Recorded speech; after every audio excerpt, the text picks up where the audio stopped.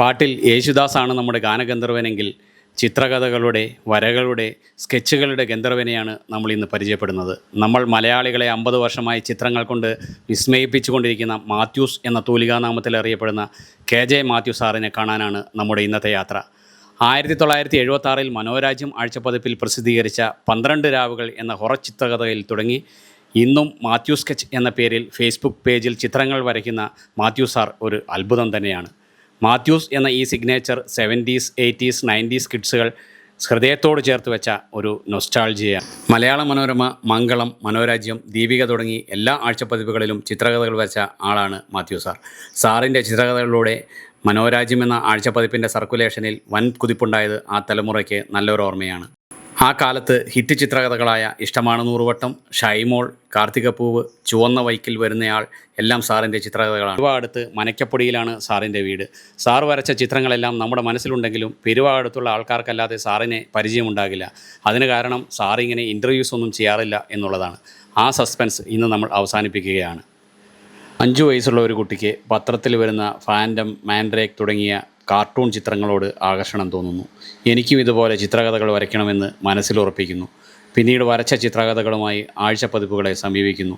പുരാണങ്ങളും ഇതിഹാസങ്ങളും മാത്രം ചിത്രകളാകുന്ന ആ കാലത്ത് സോഷ്യൽ ഹൊറർ ചിത്രകഥകൾ സ്വീകരിക്കാൻ ആരും തയ്യാറായില്ല. പൈലോ കൊയ്ലോ തൻ്റെ ആൽക്കമിസ്റ്റ് എന്ന പുസ്തകത്തിൽ പറയുന്നത് പോലെ നമ്മളൊരു കാര്യം തീവ്രമായി ആഗ്രഹിച്ചാൽ അത് നടത്തിത്തരാൻ പ്രപഞ്ചം മുഴുവൻ നമ്മുടെ കൂടെ നിൽക്കും. അതുപോലെ ഒരുപാട് വർഷത്തെ ശ്രമത്തിനൊടുവിൽ 1975 തൻ്റെ ആദ്യ ചിത്രകഥ പ്രസിദ്ധീകരിച്ചു. പിന്നെ നടന്നത് ചരിത്രം. എല്ലാ പ്രസാധകരും സാറിൻ്റെ ചിത്രകഥകൾക്കായി ക്യൂ നിൽക്കുന്നു. സ്വന്തം നാട്ടിലെ ആൾക്കാർ കഥാപാത്രങ്ങളാകുന്നു. ഇഷ്ടമാണ് നൂറുവട്ടം പോലെ ഒരുപാട് ഹിറ്റുകൾ ജനിക്കുന്നു. ബൈക്കിൻ്റെ പടം ചേർത്തുള്ള ചുവന്ന ബൈക്കിൽ വരുന്ന ആൾ എന്ന ചിത്രകഥയ്ക്ക് പ്രസാധകർ ബൈക്ക് സമ്മാനമായി സാറിന് നൽകുന്നു. ചിത്രകഥകൾ ഹിറ്റായി നിൽക്കുന്ന സമയം സാറിൻ്റെ നാട്ടിലെ ഒരു പെൺകുട്ടി ഒരു കംപ്ലൈൻറ്റ് പറയുന്നു. സാറിൻ്റെ ചിത്രകഥകളിലെ നായികമാരെല്ലാം നീളൻ മുടിയുള്ളവരാണ്, എന്താണ് ചുരുണ്ട മുടിയുള്ള എന്നെപ്പോലെയുള്ളവരെ വരയ്ക്കാത്തതെന്ന്. അടുത്ത കഥയിൽ വരയ്ക്കാം എന്ന് പറഞ്ഞ സാറ് വാക്ക് പാലിച്ചു. ആ കഥയാണ് പ്രിയയുടെ കത്ത്. പിന്നീട് ആ കുട്ടി നാട്ടിലെ താരമായിരുന്നു. മാത്യു സാറിൻ്റെ കലാജീവിതത്തെക്കുറിച്ച് നമുക്ക് സാറിനോട് തന്നെ ചോദിച്ച് മനസ്സിലാക്കാം. സാറ് ഒരു ഡ്രോയിങ് സാറായിരുന്നു. അത് കഴിഞ്ഞ് എങ്ങനെ സാറ് ചിത്രകഥകൾ വരച്ചു തുടങ്ങി, എങ്ങനെ അത് പബ്ലിഷ് ചെയ്തു, എന്ത് പേന വെച്ചാണ് സാറ് വരയ്ക്കുന്നത്, അങ്ങനെയുള്ള കാര്യങ്ങളെല്ലാം നമുക്ക് സാറിനോട് ചോദിച്ച് തന്നെ മനസ്സിലാക്കാം. സാറേ, യാത്രാ ചാനലിലേക്ക് സ്വാഗതം. അപ്പം മാത്യു സാറെന്ന സാറിൻ്റെ ഈ ചിത്രകഥകൾ, അതേപോലെ സാറിൻ്റെ കലാജീവിതം, ഇതൊക്കെ ഒന്ന് പരിചയപ്പെടാനാണ് നമ്മൾ വന്നത്. അപ്പോൾ അതിനെക്കുറിച്ചൊന്ന് നമുക്ക് പറഞ്ഞു തരുമോ, ഒന്ന് പരിചയപ്പെടുത്തി തരുമോ? ഇതേതാ സ്ഥലം, എവിടെയാണ്, അതൊക്കെ ഒന്ന് പറയുമോ സാറേ? കോട്ടയം ജില്ല, മുളക്കുളം വില്ലേജ്, കാരിക്കോട് ഇതാണ് സ്ഥലം. അതെ അല്ലേ. സാറ് എത്ര വർഷമായി സാറ് ഈ ചിത്ര രചനയിൽ? ഞാനൊരു 6 വയസ്സ് മുതൽ വരയ്ക്കുന്നതാണ്. 75 ചിത്രകഥ, ഇല്ലസ്ട്രേഷൻ വരയ്ക്കാൻ തുടങ്ങിയത് 70. അതെ അല്ലേ. നമുക്ക് ഇപ്പോൾ അതിൻ്റെ ആ കൂടുതൽ ഡീറ്റെയിൽസ് ഓരോന്നോരോന്നായിട്ടൊന്ന് പരിചയപ്പെടാം സാറേ. 1981 മനോരാജ്യത്തിൽ കൂടി വന്ന ഷൈമോൾ. ഓ, അതിലെ ചിത്രകഥകളുടെ അതിൻ്റെ ഒറിജിനലാണ് ഈ കാണുന്നത്. അതിൻ്റെ ഒറിജിനലായി കാണുന്നത്. ഓക്കെ. ഇതെല്ലാം സാറ് വരച്ചതാണല്ലേ? അതെ. ഓക്കെ. അപ്പോൾ സാറ് ആ മനോരാജ്യത്തിലേക്ക് എങ്ങനെയാണ് എത്തിപ്പെടുന്നത്? സാറൊരു ഡ്രോയിങ് ആയിരുന്നല്ലോ? ഡ്രോയിങ് അധ്യാപകനാണ്. ഓക്കെ. അപ്പോൾ ഏതൊക്കെ സ്കൂളിലായിരുന്നു സാറ് ഡ്രോയിങ് നമ്മൾ പഠിപ്പിച്ചുകൊണ്ടിരുന്നത് സാറ്? ആദ്യമേ ഞാൻ ഈ ജോലിയിൽ പ്രവേശിക്കുന്നത് കാരിക്കോട് KAM UP സ്കൂളിൽ. ഓക്കെ. അത് കഴിഞ്ഞ് അന്ന് എനിക്ക് പാർട്ട് ടൈം വർക്കായിരുന്നു. അപ്പോൾ എന്നെ ഫുൾ ടൈം വർക്ക് ആക്കി കഴിഞ്ഞപ്പോൾ ആദ്യമേ വിട്ടത് കാട്ടാമ്പാക്ക് ഗവൺമെൻറ് UPSലേക്കാണ്. അവിടെ നിന്ന് ഞാൻ മുട്ടിച്ചിറയിലേക്ക് വന്നു. മുട്ടിച്ചിറ കുറച്ചും കൂടെ അടുത്താണ്. മുട്ടിച്ചിറയിൽ നിന്ന് കടുത്തുരുത്തിയിലേക്ക് വന്നു. കടുത്തുരുത്തിയിൽ നിന്ന് മുളക്കുളത്തേക്ക് വന്നു. മുളക്കുളം എന്ന് പറയുന്നത് തൊട്ടടുത്താണ്. ഓക്കെ. ഇതൊക്കെ ഏത് വർഷങ്ങളിലായിരിക്കും സാറ് സർവീസ് സ്റ്റാർട്ട് ചെയ്യുന്നത്? ഏകദേശം ഏത് വർഷമായിരിക്കും? 67 സർവീസ് ആരംഭിക്കുന്നത്. ഈ മറ്റ് സ്കൂളുകളിലേക്ക് പോയത് 71 മുതൽ. ഓക്കെ. അത് കഴിഞ്ഞ് സാറ് പിന്നെ ചിത്രകഥ വരച്ചു തുടങ്ങി. അന്ന് ഫാൻറ്റവും അതുപോലെയുള്ളത് മായാവിയൊക്കെ മാത്രമായിരുന്നു അതെ മാസികകളിൽ വന്നുകൊണ്ടിരുന്നത്. ഒരു 5 വയസ്സ് പ്രായമുള്ളപ്പം മുതൽ ഞാൻ മാൻഡ്രേക്കും മായാവിയും വായിക്കുമായിരുന്നു. അപ്പോഴെല്ലാം എൻ്റെ സ്വന്തമായിട്ടൊരു ചിത്രകഥ വരയ്ക്കണമെന്നുള്ള ആഗ്രഹം തോന്നി. അങ്ങനെ ഒരു ചിത്രകഥ വരച്ചുകൊണ്ട് മനോരമയിൽ ചെന്നു. മനോരമയിൽ ചെന്ന് കഴിഞ്ഞപ്പോൾ അവിടുത്തെ ആർട്ടിസ്റ്റ് പറഞ്ഞു അവിടെ ഇത്തരം കഥകളൊന്നും സ്വീകരിക്കില്ല, ഈ വീരസാഹസിക കഥകളും പുരാണ കഥകളും ഒക്കെ അതിനെ മാർക്കറ്റുള്ളൂ. അതെ അതിനെ മാർക്കറ്റുള്ളൂ എന്ന് പറഞ്ഞു. എന്നിട്ട് പുള്ളി എന്നോട് ചോദിച്ചു പേരെന്താണെന്ന് ചോദിച്ചു. ഞാൻ പറഞ്ഞു എൻ്റെ പേര് മാത്യു കെ ജെ മാത്യു എന്നാന്ന് പറഞ്ഞു. പുള്ളി പറഞ്ഞു എൻ്റെ പേരും കെ ജെ മാത്യു തന്നെ ആണല്ലോ എന്ന് പറഞ്ഞു. അപ്പോൾ കെ ജെ മാത്യു എന്നുള്ള പേരിലാണ് പുള്ളി പടം വരയ്ക്കുന്നത്. ഞാനും അതുവരെ വരച്ചുകൊണ്ടിരുന്നത് കെ ജെ മാത്യു എന്നുള്ള പേരിലാണ്. അപ്പം ഞാൻ പറഞ്ഞു സാർ ഏതായാലും നേരത്തെ പോലെ ഈ പേരിൽ അറിയുന്നതാണല്ലോ, ഞാൻ ആരംഭിക്കാൻ പോകണല്ലേ ഉള്ളൂ, അതുകൊണ്ട് എൻ്റെ പേര് ഞാൻ മാത്യൂസ് അതാണ് ഈ കാണുന്ന അതെ ഈ ഒരു സിഗ്നേച്ചർ. അതെ അങ്ങനെ മാറ്റാമെന്ന് പറഞ്ഞു. അന്ന് മുതൽ ഞാൻ പടം വരയ്ക്കുമ്പോൾ എൻ്റെ പടത്തിനകത്ത് മാത്യൂസ് എന്നങ്ങ് മാറ്റി. അങ്ങനെയാണ് ഈ ഒരു പേര് വന്ന കഥ. അതെ അപ്പോൾ എൻ്റെ ശരിക്കുള്ള പേര് കെ ജെ മാത്യു എന്നാണ്. അങ്ങനെ ആളുടെ പേരും അത് തന്നെ ആയതുകൊണ്ട് നമുക്ക് മാറ്റേണ്ടി വന്നു, അത് രണ്ടാമത് വന്നതുകൊണ്ട്. അതെ അപ്പോൾ ആദ്യമേ ഈ മാത്യൂസ് എന്ന് എഴുതുമ്പോൾ ഞാൻ വേറൊരു കാര്യം ചെയ്തിരുന്നു. മാത്യു എന്ന് കഴിഞ്ഞ് അവസാനം ഒരു കോമ ഇട്ടിട്ട് ഇൻവേർട്ടർ കോമ ഇട്ടിട്ട് എസ് ഇട്ട് മാത്യുവിൻ്റെ ആണെന്നുള്ള അർത്ഥത്തിലെ കുറെ കഴിഞ്ഞപ്പോൾ കോമ അങ്ങ് ഒഴിവാക്കി മാത്യൂസ് പേര് മാത്യൂസ്.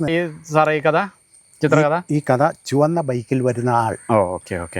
ഈ കഥയിലേക്ക് ഈ പേര് വരാൻ കാരണം മനോരാജ്യത്തിലേക്ക് പോകുമ്പോഴാണ് മലയിൽ ഏജൻസീസ്, അവിടെ ഒരു ചുവന്ന നിറത്തിലുള്ള 100 cc ബൈക്ക് ഇന്ദു സുസുക്കി അവിടെ പ്രദർശിപ്പിച്ചിട്ടുണ്ട്. അത് ബുക്ക് ചെയ്താൽ ഒരു കൊല്ലം കഴിയുമ്പോഴേ കിട്ടുള്ളൂ. അപ്പോൾ അങ്ങനെ ഇരിക്കുമ്പോൾ എനിക്ക് അതിനൊരു ഇഷ്ടം തോന്നി ആ വണ്ടിയോട്. അപ്പോൾ ആ വണ്ടി എൻ്റെ വണ്ടിയാണ് ഇതിൽ കാണിക്കുന്നത്. അതെ ആ വണ്ടിയാണ് ഇതിനകത്ത് വരച്ച് കാണിച്ചിരിക്കുന്നത്. അപ്പോൾ ഈ ചിത്രകഥ ഒത്തിരി ആളുകൾക്ക് ഇഷ്ടപ്പെട്ടു. അപ്പോൾ പകുതി ആയി കഴിഞ്ഞപ്പോൾ ഡോക്ടർ ജോർജ് ജോസ് എന്നോട് ചോദിച്ചു മാത്യൂസിന് വണ്ടി ഓടിക്കാൻ അറിയാമോ, ബൈക്കുണ്ടോ എന്ന് ചോദിച്ചു. ഞാൻ പറഞ്ഞു ബൈക്കില്ല, ഓടിക്കാനും അറിയാൻ പാടില്ല എന്ന് പറഞ്ഞു. അങ്ങനെയാണെങ്കിൽ നമുക്ക് ഈ കഥ തീരുമ്പോഴത്തേക്ക് മാത്യൂസിന് ഒരു ബൈക്ക് കിട്ടും എന്നതിന് അങ്ങനെ ഈ കഥയുടെ പ്രതിഫലമായിട്ട് പുള്ളി 15,000 രൂപ തന്നു. അന്നത്തെ കാലത്ത് 15,000 രൂപ വളരെ വാല്യൂ ഉള്ളത്. അതെ അപ്പോൾ 15,000 എന്ന് പറയുമ്പോൾ 50 ആഴ്ച കൊണ്ടാണ് ഇത് തീരുന്നത്. ഒരാഴ്ച 300 രൂപ വീതം. 15,000 രൂപയായി. അങ്ങനെ ബൈക്ക് മേടിച്ചു. ആ ബൈക്കിന്റെ ഇന്ദു സുസുക്കി ബൈക്ക്. അത് വാങ്ങിക്കുമ്പോൾ എനിക്ക് ഡ്രൈവിംഗ് അറിയാൻ പാടില്ല. അപ്പോൾ ഡ്രൈവിംഗ് ഇവിടുന്ന് ഒരു മെക്കാനിക്കിനെ കൊണ്ട് പോയി അത് കൊണ്ടുവന്നു. ലൈസൻസ് ഇല്ലാത്ത ഞാൻ ബൈക്ക് മേടിച്ചതിൻ്റെ പേരിൽ ഒരു പിഴയും കൊടുക്കേണ്ടി വരും. ഓരോന്നും നമുക്ക് ഈ ജീവിതത്തിൽ ഓരോ ഏടുകളാണല്ലേ സാറേ. അതെ അപ്പോൾ ഈ ചിത്രകഥയുടെ പ്രതിഫലം ആയിട്ട് കിട്ടിയതാണ് ചുവന്ന ബൈക്ക് ഇന്ദു സുസുക്കി. കണ്ട ആ മോഡൽ തന്നെയായിരുന്നു. അത് തന്നെ ജപ്പാൻ മെയ്ഡ്.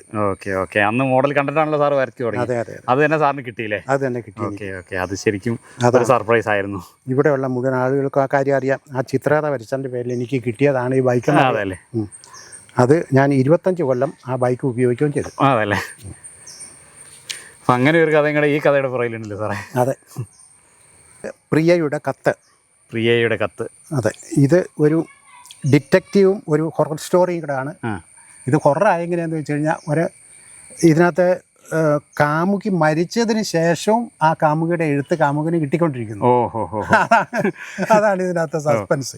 അപ്പോൾ ഇതിനകത്ത് ഉള്ള ആളുകൾ മുഴുവൻ എൻ്റെ പെരുവക്കാരും എൻ്റെ സുഹൃത്തുക്കളും എൻ്റെ അധ്യാപകരും ഞാൻ പഠിച്ച സ്കൂളുമാണ് കഥാപാത്രങ്ങളായിട്ട് ഇതിൽ വരച്ചിരിക്കുന്നത്. ഇതിന് പേരെന്തായിരുന്നു സാറേ പറഞ്ഞേ? പ്രിയയുടെ കത്ത്. ഇതിനകത്ത് നായിക ഈ പെരുവേലുള്ളതാണ്.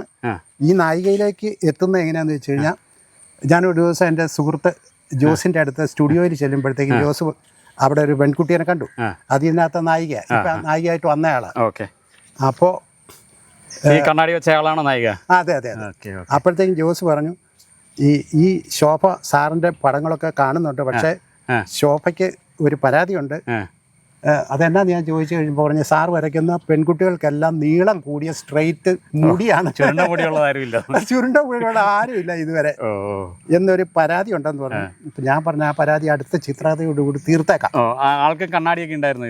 അതെ, ഇത് തന്നെയാണ്, ഇതേ ആള് തന്നെയാണ്. അപ്പൊ അതുകൊണ്ട് ശോഭനെ ഇതിനകത്ത് നായിക ആക്കി വരച്ചേക്കാമെന്ന് പറഞ്ഞ. അപ്പോൾ അയ്യോ എന്നെ അങ്ങനെ നായികയാക്കാൻ മാത്രം ഒന്നും ഇല്ലല്ലോ എന്ന് പറഞ്ഞു. അതൊന്നും കുഴപ്പമില്ല, ശോഭന നായികയാക്കിയേക്കാന്ന് പറഞ്ഞ് ആ ശോഭന തന്നെ വരച്ചു. ഈ കഥാപാത്രത്തിന്റെ പേരെന്തായിരുന്നു സാറേ? അതില് കഥാപാത്രത്തിന്റെ പേര് പ്രിയ. പ്രിയ അല്ലേ? ശോഭനെ പ്രിയയാക്കി. അതെ. അതുപോലെ തന്നെ ഇതിനകത്ത് നായകൻ പെരുവാലുള്ള ഒരു ജൗളിക്കടക്കാരനാണ്. അതെ അതല്ലേ. അപ്പോൾ ഇത് വീക്കിലി കൂടെ വന്ന് തുടങ്ങി കഴിഞ്ഞപ്പോഴത്തേക്ക് ആ പുള്ളിക്കാർ ഈ ശോഭ പ്രിയ എന്നോട് പറഞ്ഞു, സാറേ വലിയ അബദ്ധമായിപ്പോയി, കാണുന്നവരെല്ലാം എൻ്റെ നേരെ തുറിച്ചു നോക്കുക, ഈ ചിത്രകഥയിൽ നായിക അതെ ഇതെന്ന് കാണുന്നവരൊക്കെ പറയുക പറയും. അപ്പൊ ഞാൻ പറഞ്ഞു അത് പ്രിയ, അത് ശോഭയ്ക്ക് ഒരു ക്രെഡിറ്റ് അല്ലേ, അത് ക്രെഡിറ്റ് അല്ലേ, അതിൽ വിഷമിക്കേണ്ട കാര്യമൊന്നുമില്ലെന്ന് പറഞ്ഞു. എന്നിട്ട് ഇത് ഇറങ്ങിക്കഴിഞ്ഞപ്പോൾ ഇവിടെയുള്ള ബാക്കിയുള്ള ആൾക്കാരുടെ റെസ്പോൺസ് എങ്ങനെയായിരുന്നു? അതേപോലെ പിന്നെ നായകൻ അവിടെ പെരുവരുള്ള ജൗളിക്കടക്കാരൻ, എല്ലാവരും അറിയപ്പെടുന്ന ജൗളിക്കടക്കാരൻ, ഈ പെണ്ണാണെങ്കിലും എല്ലാവരും അറിയുന്ന. അപ്പൊ പിന്നെ അവർക്ക് മനസ്സിലായി. അപ്പൊ ഇതിനകത്ത് തന്നെയാണ് ഈ പറഞ്ഞ എൻ്റെ അധ്യാപകരും കഥാപാത്രമായിട്ട് എല്ലാം ഉള്ളത്, സ്കൂളും ഒക്കെ ഉള്ളത്. Okay okay okay. അപ്പൊ അതങ്ങ് വൈറലായ ഒരു ചിത്രകഥയായിരുന്നു അല്ലേ? അത് പ്രത്യേകിച്ച് ഈ നാട്ടില് അവരുടെ പരിചയമുള്ള ആൾക്കാരെ കഥാപാത്രമായി കാണുമ്പോൾ ആ ഒരു സന്തോഷം. ഇതിനകത്ത് ഈ ശോഭ ഇവിടെ ഡൽഹിയിലായിരുന്നു വർക്ക് ചെയ്തുകൊണ്ടിരുന്നത്, മിലിറ്ററി നഴ്സായിരുന്നു.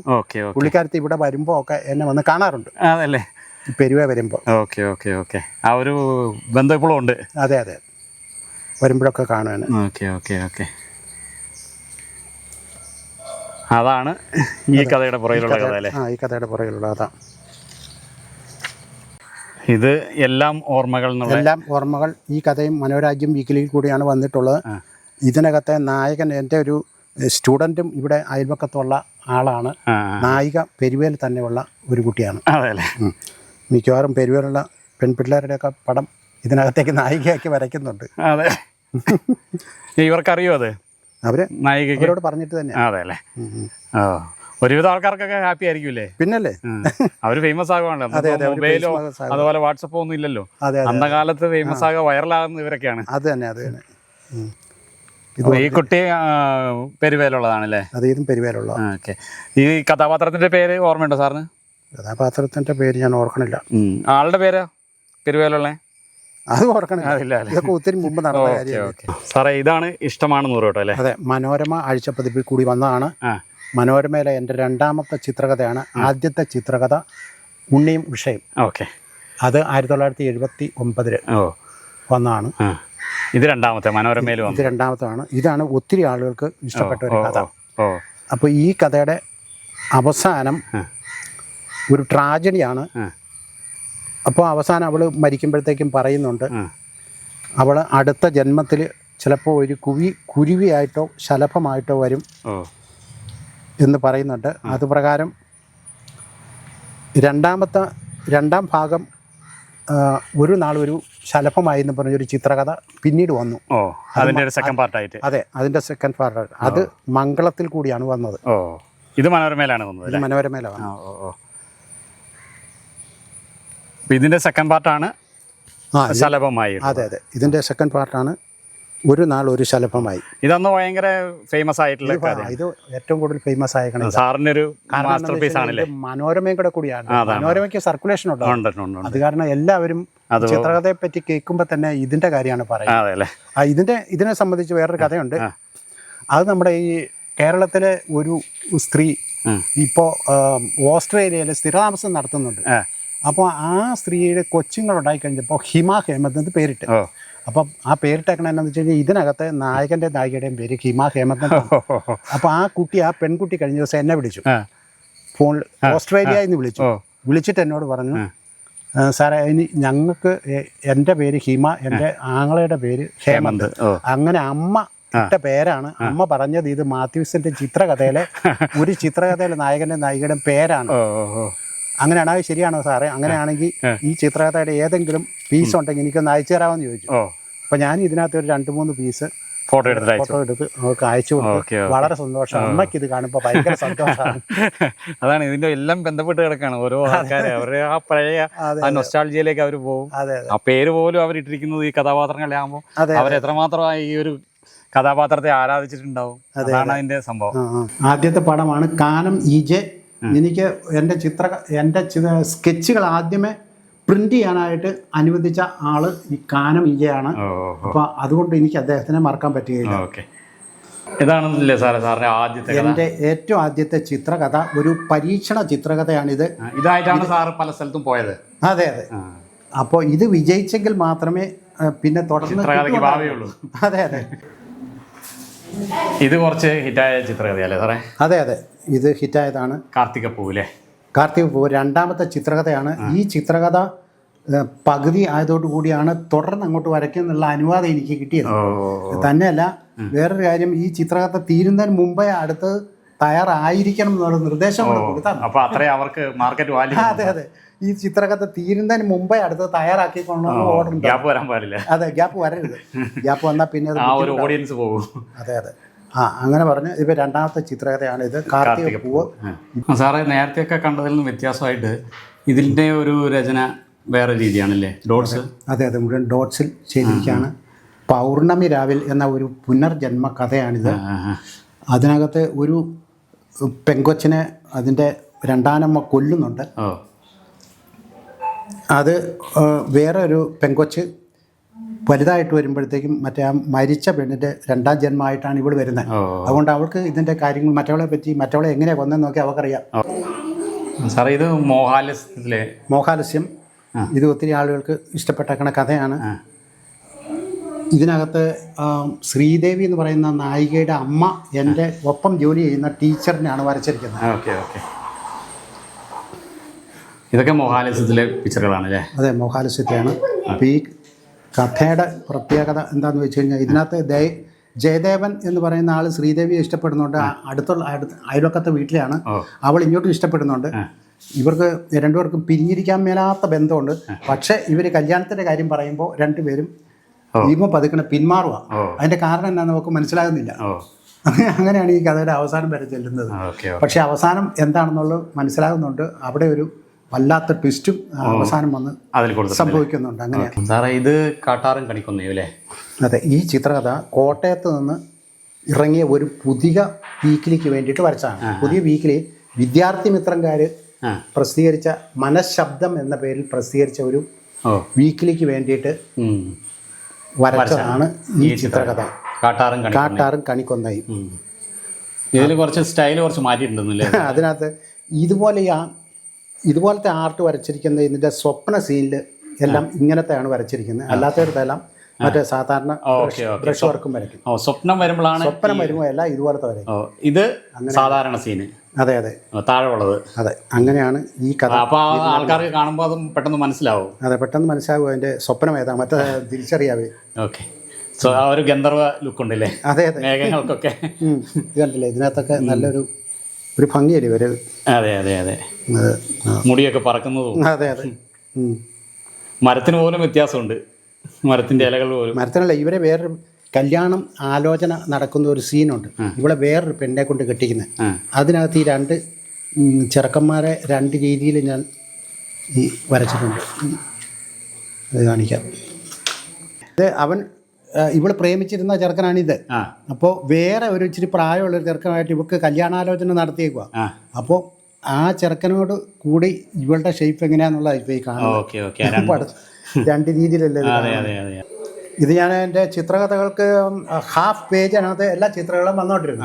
അപ്പോൾ പിന്നെ ഞാൻ പറഞ്ഞ ഒരു മാറ്റത്തിന് വേണ്ടിയിട്ട് ഇതുപോലെ താഴത്തേക്ക് ചെയ്യാമെന്ന് ഞാൻ ഡോക്ടർ ജോർജ് ഓവസിൻ്റെ അടുത്ത് പറഞ്ഞപ്പോൾ പുള്ളി പറഞ്ഞ്, അങ്ങനെ ചെയ്യുന്നത് അങ്ങനെ ഒരു പതിവില്ലല്ലോ, അപ്പോൾ പരസ്യക്കാർക്ക് കൊടുക്കാൻ ബാക്കി പകുതി പരസ്യക്കാർക്ക് കൊടുക്കാൻ പതിവ്. അതെ അതെ, അതെങ്ങനെ ഒപ്പിക്കുമെന്ന് ചോദിച്ചിരുന്നു. ഇപ്പോൾ ഞാൻ പറഞ്ഞ അതിന് വേറെ കാര്യം ചെയ്ത് ഇത് ഇങ്ങനെ ഞാൻ വിടാം, ബാക്കി സ്ഥലത്തോടെ മാറ്റർ കയറ്റി വിട്ടാൽ മതി എന്ന് പറഞ്ഞു. അതുപോലെ ഇതുപോലെയാണ് ഈ ഒരു കഥ തീരുന്നിടം വരെ ഇതുപോലെയാണ് ചെയ്തുകൊണ്ടിരുന്ന ശലഭമായി എന്നുള്ള.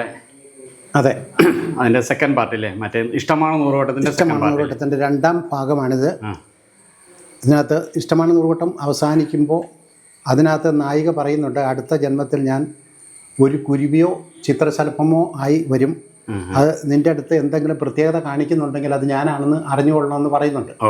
അപ്പോൾ അതുപോലെ ഇതിനകത്ത് അവൾ ഈ ശലഭം മരിച്ചുപോയ ഹിമ അവൾക്ക് ഇഷ്ടപ്പെട്ട ഒരു പെണ്ണിനെ കണ്ടെത്തിയിട്ട് ആ പെണ്ണ് ഇവൻ്റെ മുമ്പിലേക്ക് എത്തിക്കുന്നതിനുള്ള ഒരു ചില ക്രമീകരണങ്ങളാണ് ഇതിൽ ചെയ്യുന്നത്. അത് ഇവനൊരു പെണ്ണ് കാണാൻ പോകുന്ന ഒരു റൂട്ടിൽ അങ്ങനെ അങ്ങ് പോകുമ്പോഴത്തേക്കും ഒരു ബ്രോക്കർ ഒരു സ്ഥലത്ത് ചെല്ലാൻ പറഞ്ഞേക്കുക അവനോട് പെണ്ണ് കാണാൻ. അപ്പോഴത്തേക്കും ഇവൻ ആ സ്ഥലത്തേക്ക് പോകുമ്പോൾ കുറേ ശലഭങ്ങൾ ആകാശത്ത് നിന്ന് ആയിരക്കണക്കിന് ശലഭങ്ങൾ വന്ന് ആ റോഡിന് അങ്ങ് വിലങ്ങിയിരിക്കുന്നു. വിലങ്ങിയിരിക്കുമ്പോൾ ഇവന് മുമ്പോട്ട് പോകാൻ പറ്റാതെ വരും, അത് ബ്ലോക്കായി. അങ്ങനെ പറ്റാതെ വഴി തിരിഞ്ഞ് പോകുന്നു. വഴി തിരിഞ്ഞങ്ങ് പോയി കുറേ അങ്ങ് ചെന്ന് കഴിയുമ്പോഴത്തേക്കും അവൻ്റെ കണ്ണിലും മുഖത്ത് കുറേ ശലഭങ്ങൾ വന്ന് അങ്ങോട്ട് പൊതിഞ്ഞ് അവന് കണ്ണ് കാണാൻ മേലാതെ മറിഞ്ഞു വീഴുന്നു. അപ്പോഴത്തേക്ക് അടുത്ത് നിന്ന് ഒരു പെൺകുട്ടി ഓടി വന്ന് ബൈക്കും അവനും കൂടെ കൂടി പിടിച്ച് നിവർക്കുന്നു. അങ്ങനെയാ ഒരു പുതിയ പെണ്ണുമായിട്ട് ഇവന് പരിചയത്തിൽ വരുന്നത്. ഇതാണ്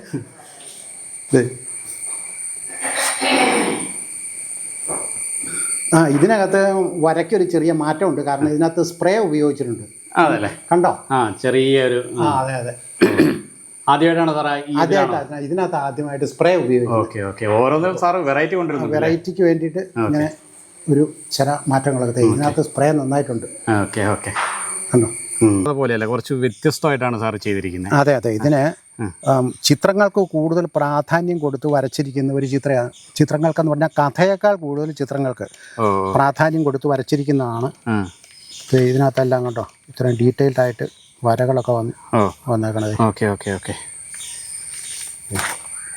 ചിത്രങ്ങൾക്ക് കൂടുതൽ ഭംഗിയില്ലേ മറ്റേതിനേക്കാളും കുറച്ചുകൂടെ ഡീറ്റെയിൽസ് ഉണ്ട്. അത് തന്നെ, ഇലകളായാലും എല്ലാം ഒരു പ്രത്യേക രീതിയിൽ ഇതൊക്കെ സാറ് എങ്ങനെയാണത് മാറ്റുന്നത്? സാറിൻ്റെ സ്വന്തം ഇതിലാണോ അതോ എങ്ങനെ മാറ്റുന്നത്?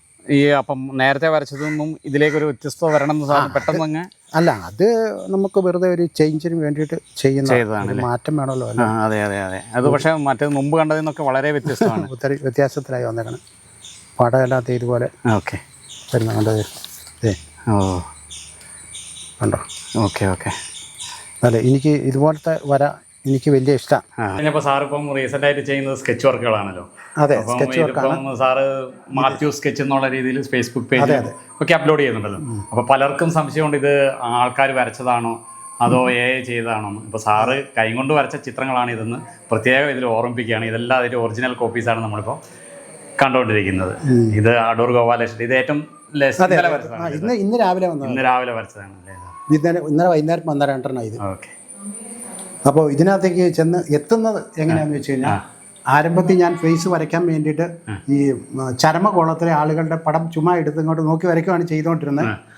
അത് കുറേ കൂടുതൽ അങ്ങ് ആയി കഴിഞ്ഞപ്പോഴത്തേക്കും ഇങ്ങനെ വരച്ചു വെച്ചിട്ട് കാര്യമില്ലല്ലോ, അതുകൊണ്ട് കുറച്ച് പടങ്ങൾ എന്തെങ്കിലും വരച്ച് ഫേസ്ബുക്കിലേക്ക് ഇട്ടാക്കാം എന്ന ഓർത്താണ് ഇത് തുടങ്ങിയത്. 2019 തുടങ്ങിയതാണ്.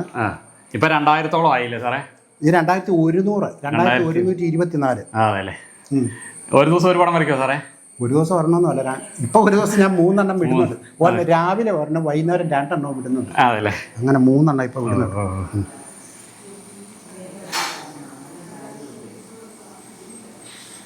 ആൾക്കാർക്കെല്ലാം ആ സംശയം ഇതോടുകൂടി മാറിക്കോളും സാറേ. അതെ അതെ, പിന്നെ ആ സാറിൻ്റെ സിഗ്നേച്ചറും.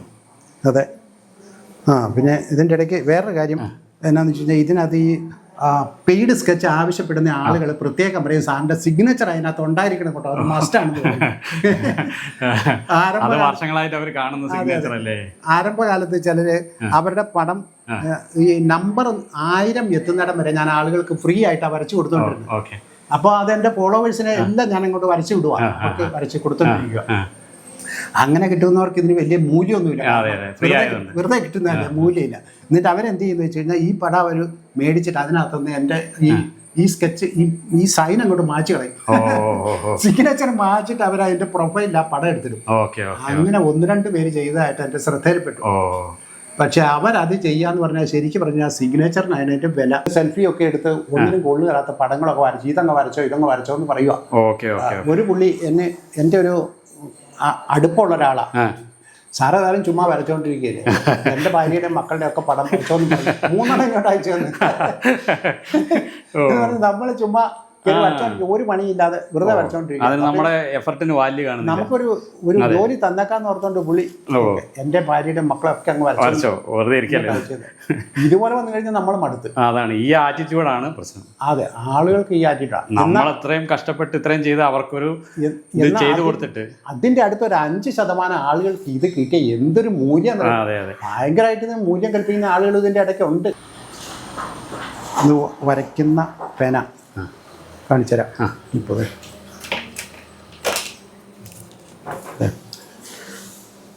ഇതാണല്ലേ സാർ പേന? അതെ അതെ, ഈ പേന ഒരെണ്ണത്തിന് 110 രൂപയാണ്.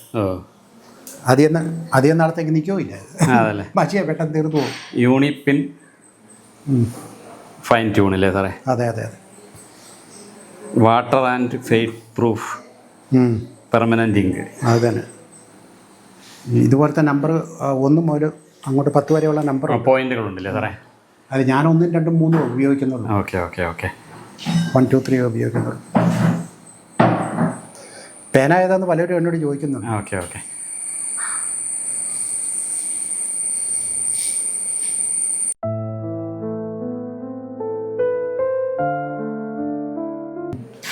രജനികാന്ത്, നമ്മുടെ ഇലോൺ മസ്ക്. അതെ അതെ. Basheer, Charlie Chaplin. അത് നമ്മുടെ പേര് കേട്ട ഡോക്ടർ ഹാരിസ്. കഴിഞ്ഞ ആഴ്ച വൈറലായല്ലേ? അതെ അതെ. രാഷ്ട്രപിതാവ്.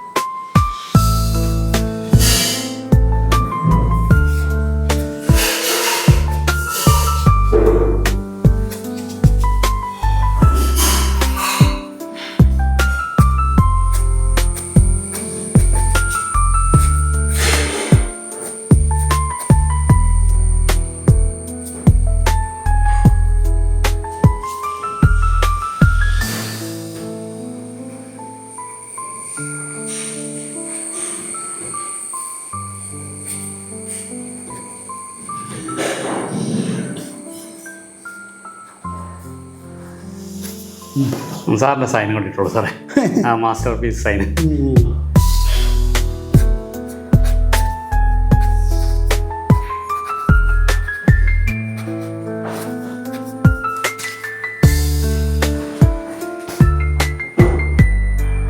ഓക്കെ. പിക്ചർ സാറിനോടുള്ള ഇഷ്ടത്തിനും അല്ലെങ്കിൽ അവരുടെ ഒരു ആഗ്രഹത്തിനും ഒരു പ്രത്യേക ഇതിനു വേണ്ടി വരയ്ക്കണം എന്നുണ്ടെങ്കിൽ എങ്ങനെ സാറിനെ കോൺടാക്ട് ചെയ്യാൻ പറ്റും സാറേ? ഫോൺ നമ്പറിൽ ബന്ധപ്പെട്ടാൽ മതി. Phone number 9447569102. ഓക്കെ. ഈ നമ്പറിൽ കോൺടാക്ട് ചെയ്ത് കഴിഞ്ഞാൽ സാർ അതൊക്കെ വരച്ചു കൊടുക്കൂല്ലേ? അതെ അതെ അതെ. ഓക്കെ. സാറേ, ഇത്ര തിരക്കേറിയ ദിവസം ഈ സൺഡേ ആയിട്ട് പോലും നമുക്ക് യാത്രാശാലിന് വേണ്ടി സാറിൻ്റെ കലാജീവിതത്തെക്കുറിച്ച് എവിടെ തുടങ്ങി, എങ്ങനെ നമുക്ക് ആ സാർ ആ ചിത്രകഥയിൽ നിന്നും എത്തിച്ചേർന്നു, അതായത് സാറിൻ്റെ ആ എഫർട്ട്, ആദ്യം സാറിനെ അവരെല്ലാം റിജക്റ്റ് ചെയ്തു. അത് കഴിഞ്ഞ് സാറ് ഒരുപാട് കാലത്തെ, അതായത് ഈ മായാവിയും അതുപോലെയുള്ള ആ സമയത്തും ഒരു ചിത്രകഥ എങ്ങനെ ആ ഒരു ഇതിലേക്ക് എത്തിപ്പിടിക്കാം, അല്ലെങ്കിൽ അതിനൊരു സ്കോപ്പ് ഉണ്ടെന്ന് സാറിന് മനസ്സിലുണ്ട്. പക്ഷേ അവർക്കന്നും അറിയില്ലായിരുന്നു ഇത് ക്ലിക്കാവുമെന്നുള്ളത്. അങ്ങനെയുള്ള സാർ അത് വീണ്ടും വീണ്ടും ശ്രമിച്ച് അങ്ങനെ അവരുടെ അടുത്ത് മനസ്സിലിടം നേടി, നാട്ടുകാരുടെ മൊത്തം ജനങ്ങളുടെ മനസ്സിൽ ഇടം നേടി. അപ്പോൾ അങ്ങനെയുള്ള സാറ് ഈ ഒരു വിലയേറിയ സമയത്ത് ഇത്രയും കാര്യങ്ങൾ, അതായത് സാർ വരയ്ക്കുന്ന പേന കാണിച്ചു, അതുപോലെ സാർ വരയ്ക്കുന്നത് കാണിച്ചു തന്നു. അപ്പോൾ അതിനുവേണ്ടി ഒരു മനസ്സ് കണ്ടെത്തിയതിന് യാത്രാ ചാനലിൻ്റെ പേരിൽ ഒരുപാട് നന്ദി പറയുന്നു. സാറിൻ്റെ കലാജീവിതത്തിൽ ഇനിയും ഒരുപാട് രചനകൾ വരട്ടെ എന്ന് ആശംസിക്കുന്നു sir. Thank you sir. Thank you very much. എന്നെ നേരിട്ട് കാണുന്നതിനും സംസാരിക്കുന്നതിനുമായിട്ട് തൃശ്ശൂർ നിന്ന് ഇത്രയും അകലെ നിന്ന് സിജി ഇവിടം വരെ വന്ന് ഞാൻ പടങ്ങളും ഒക്കെ കണ്ട് ചിത്രകഥയൊക്കെ നേരിട്ട് കണ്ട് ചെയ്തതിൽ വളരെ സന്തോഷം സിജി. Thank you.